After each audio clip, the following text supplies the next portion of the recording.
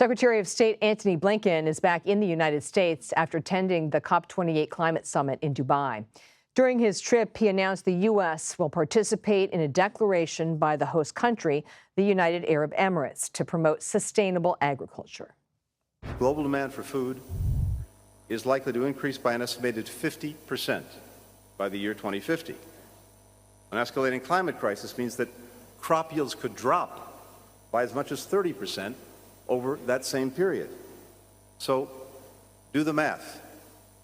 We'll be feeding more and more people on a planet where growing food will become harder and harder.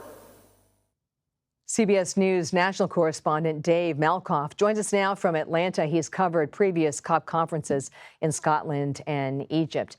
Dave, what are the overarching goals of this conference?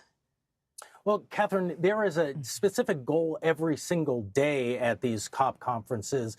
And Secretary Blinken, who you just heard there, was talking about the goal for next Sunday. That is food. And when you think about that demand versus the amount of food that will be available because of the farms drying up, that is a very dangerous type of situation that could come forward as the planet warms, because people will fight over these resources and there will possibly be people migrating in droves away from the places where they can't grow food anymore.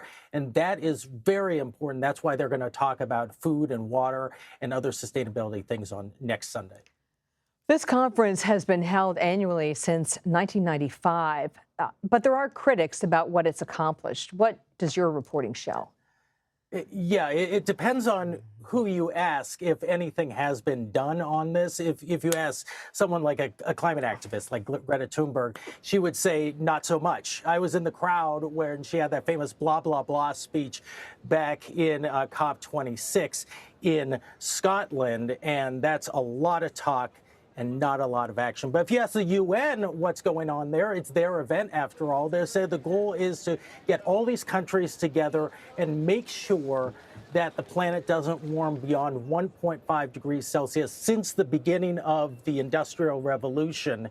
And that is kind of a climate cliff that they don't want the world to go over. I was talking to Climate Central's Bernadette Woods-Plackey tonight, and she told me that before these conferences started, there were several studies in the world that said that we were on track to 4 or even 6 degrees of warming. And since the Paris Agreement, that was COP21, she says that that has specifically been cut in half. But any warming is not so good, Catherine. Dave Malkoff, thank you for your reporting.